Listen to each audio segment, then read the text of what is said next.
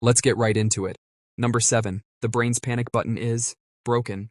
Picture this. You're standing in front of an angry bear. You've seen enough nature documentaries to know you've got two obvious options: run like your rent is due, or channel your inner caveman and fight. But nope, your brain decides on a third, way less heroic option: do absolutely nothing. Just stand there like a mannequin in a sporting goods store. Why? Because your brain's panic button is kind of busted. See, when danger pops up, your amygdala, the little almond-shaped blob in your head, slams the big red emergency button. It's supposed to flip you into fight or flight, but sometimes, instead of running the latest update, your nervous system glitches like a laggy computer. Instead of fight or flight, it chooses freeze, as in, stand still and hope the problem politely goes away. From an evolutionary standpoint, this actually made sense. If you're a rabbit and a wolf is sniffing around, flopping over and playing dead sometimes confuses predators. In human terms, though, not very helpful when you're, say, choking on food at a restaurant. Nobody's thinking, oh, thank goodness Steve froze like a possum. That'll save him. Basically, your brain occasionally thinks you're a wildlife documentary extra and hands you the survival strategy of a fainting goat. Congratulations. Number 6. The Possum Reflex.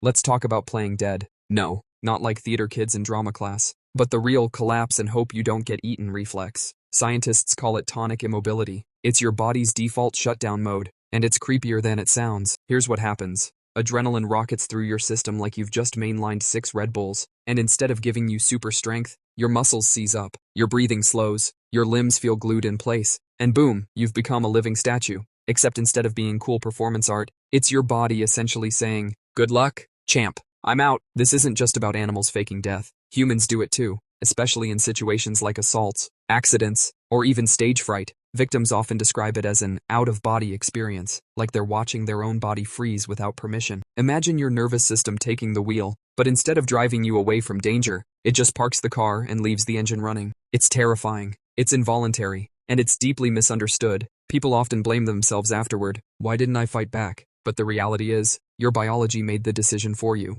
Think of it as your body pulling the world's worst prank at the worst possible time. Basically, the possum reflex is your nervous system saying, shh, if we pretend to be IKEA furniture, maybe danger will get bored and leave. Number 5. When time breaks.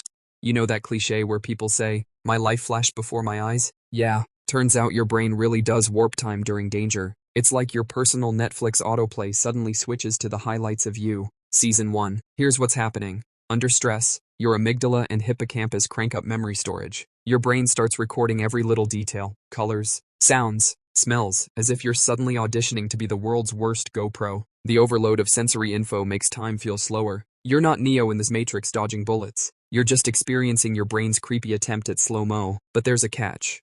While your brain is busy turning you into a memory hoarder, it can forget the small detail of actually moving your body. Instead of running or fighting, you're locked in this hyper-aware limbo where every second stretches into an hour. It's like being stuck in buffering mode while your body whispers, we'll load the action sequence later. So, yes, time warping in danger is real, but it's not heroic. It's your brain basically freezing while yelling, record everything! Maybe we can traumatize ourselves about it later. Number 4. The social freeze. Not all freezing happens in front of tigers, muggers, or runaway cars. Sometimes it happens in, let's be honest, far dumber situations, like when a waiter brings the wrong food and you just sit there, staring at your plate, knowing you ordered a burger but somehow accepting a bowl of soup because the idea of speaking up feels like defusing a bomb. This is what psychologists call the social freeze. Your body interprets social conflict as a potential threat, and instead of running or confronting, you just default to silence. The same biology that makes someone freeze during a mugging also kicks in when you awkwardly laugh at an unfunny joke or let someone cut in front of you in line because confrontation feels scarier than death. It's wild when you think about it. Your ancestors froze in tall grass to avoid being mauled by lions. You freeze because Chad from accounting asked if you could hop on a quick call. Same exact circuitry, way less noble. The social freeze is proof your nervous system doesn't care about context. Lion, car accident, awkward small talk, they all get dumped in the same danger bucket. Basically, your body thinks asking for extra ketchup is Mortal Kombat. Number 3. Brainverse, body civil war. Here's the nightmare scenario. Your brain is screaming, move, move, move, but your body's like, nah, we're good. That tug of war isn't just dramatic, it's biology. During a freeze response, the nervous system fires conflicting signals. One part of your system is slamming the gas pedal, sympathetic nervous system, while the other is yanking the emergency brake, parasympathetic. Result? You're revving at full speed but not going anywhere. It's like flooring your car while it's in park. Engine roaring, tires squealing, but you're just sitting there looking stupid. That's why people in dangerous situations often describe feeling paralyzed but jittery, like their insides are vibrating. The body is literally glitching, half preparing for sprinting, half preparing for nap time.